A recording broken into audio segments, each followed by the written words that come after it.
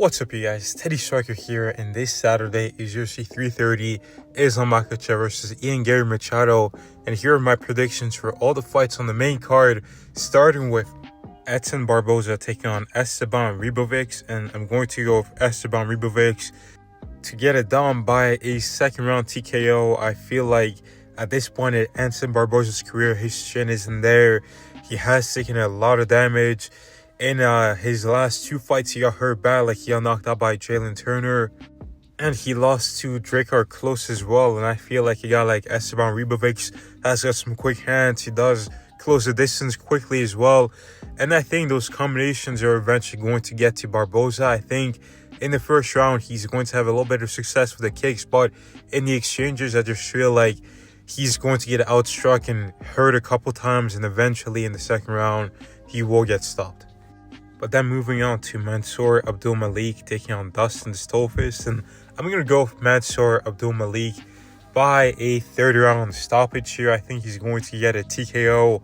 I feel like he would have learned a lot from his last fight because he's had many holes in his game, but he kept winning and he didn't really have to really address them. But he has a lot of lack of fundamentals that got him hurt a lot in his last fight. He got beat up really bad. I felt like his coach should have thrown in the towel. I don't know what Eric Nixick was doing, but we know he's tough, he's durable, he's staying active, and I think he is going to be slightly better in this one, and I think he's going to be able to find the openings on Dustin Stolfus' guard. I think the power and explosiveness is going to get to a guy like Dustin Stolfus. And eventually in the third round, I do think he is going to be able to get a stoppage victory. But then moving on to Charles Johnson taking on Jose Ochoa. And I'm going to go with Jose Ochoa. And I can actually see Charles Johnson potentially winning this one. But I feel like Jose Ochoa has been getting better. He's got great combinations up close. He goes to the head, body. He's got good distance management as well. And also he's got great pressure, which was something that Asu Almabayev used really well against Charles Johnson just a couple weeks ago. This guy's activity is insane. But yeah, I feel like the pressure, the combinations from Jose Ochoa, mixing the targets as well is going to help him out a lot. And I do think he could potentially hurt Charles Johnson at some points, but I don't see him getting a finish. I'm going to go with Jose Ochoa getting this done by a 29-28 decision victory. But then moving on to the co-main event, we've got the strawweight title fight, Mackenzie Dern versus Jillian Robertson. And I'm going to go with Mackenzie Dern getting this done by, I think she might get honestly, I think I'm going to say by submission in the fourth round. And I feel like Mackenzie Dern on the feet has a power advantage. I feel like she's a little bit more skilled. She's a little bit more refined. She has improved a lot. She has cleaned up her technique a little bit more. And I feel like she is going to be able to outstrike Jillian Robertson. She could get taken down here and there because sometimes she does welcome the grappling. But I think she is going to mainly defend the takedowns in this one. And then once she hurts her on the feet really bad, I feel like she is going to get a guillotine choke on Jillian Robertson. But with all that being said, let's move on to the main event of the evening. We've got Machado Garry taking on Islam Makhachev. And although I can see Garry winning this fight, I am going to go with Islam Makhachev to break Anderson Silva's record and defend his title.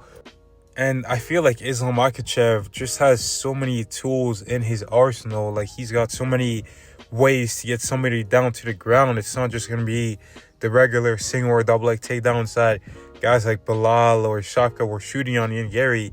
He's going to be able to trip him from the clinch, try to throw him, things like that, mix it up, chain wrestle. And I feel like it's going to be a lot. And also he can strike pretty well too. I think that he's not as good as Garry, but I do think he's going to be putting on quite a bit of pressure in this one, using his kicks. And he has some really good strikers in his camp, like Magomed Zainukov. He's also got Usman Nurmagomedov, and he brought in Joel Alvarez to help him prepare for Garry, being that he's 6'3".